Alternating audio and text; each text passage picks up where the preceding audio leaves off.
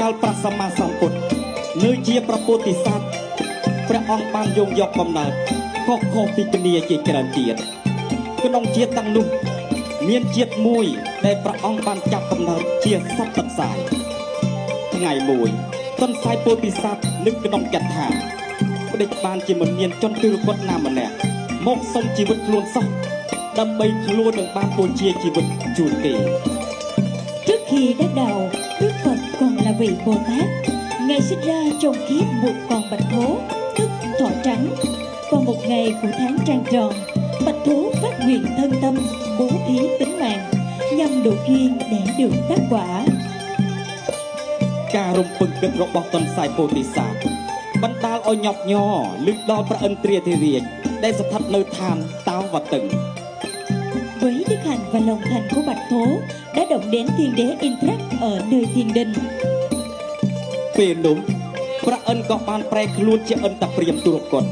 មកសុំចំណីអាហារពីទន្សាយពោធិសត្វទន្សាយបានយល់ព្រមរួចពោលទៅកាន់ឥន្ទ្រព្រាហ្មណ៍ថាចូលតាទៅរកអស់មកដុតជាភ្នក់ភ្លើងtaនឹងមានចំណីឆីជាពុំខានឡើយ Thần liền hóa thân thành ông lão đói khổ để thử lòng bạch thố. Ông lão đầy xin bạch thố bố thí thức ăn. Bạch thố đáp lại rằng lão hãy kiếm củi đốt thành đống lửa, lão sẽ có thức ăn như mong muốn. ឥន្ទ្រព្រាហ្មណ៍ក៏បានទៅយកអស់មកដុតជាភ្នក់ភ្លើងលុះត្រាតែភ្លើងបានឆេះសន្ធោសន្ធៅឡើងកាលណាទន្សាយក៏ហក់ផ្លោតចូលទៅក្នុងភ្នក់ភ្លើងប៉ុន្តែភ្នក់ភ្លើងនោះបែរជារលត់ទៅវិញ Ông lão vâng lời giặt củi đốt thành đống lửa đỏ rực. Bạch thố liền nhảy vào đống lửa để bố thí tính mạng thành thức ăn cho ông lão. Nhờ đức hạnh cao quý của bạch thố, ngọn lửa bỗng dưng tắt liệm.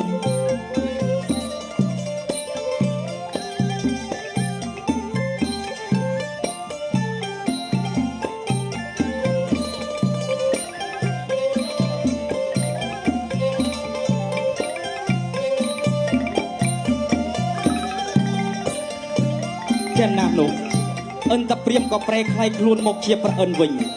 ហើយបានយកថ្មកែវទៅគូររូបទន្សាយនៅលើវងប្រចាសម្រាប់មនុស្សលោកយកតម្រាប់តាដោយមានដំណើរនេះហើយចាប់តាំងពីពេលនោះមកជារៀងរាល់ឆ្នាំនៅរាត្រីពេញបរមីខែកដិកប្រជាជនខ្មែរនាំគ្នាប្រារព្ធពិធីបុណ្យសំពះព្រះខែដើម្បីរំលឹកដល់ទន្សាយពោធិសត្វ Ông lão liền hóa thân trở lại nguyên hình thần Indrac. Tiếp theo, thần vươn tay vẽ hình bạch thố lên bề mặt khung trăng để người đời noi theo. Do đó, hàng năm cứ đến ngày rằm tháng 10 âm lịch, đồng bào dân tộc Khmer tổ chức lễ hội Ó Ông Bốc để tỏ lòng thành kính đối với bạch thố, tiền kiếp của Đức Phật Thích Ca Mâu Ni.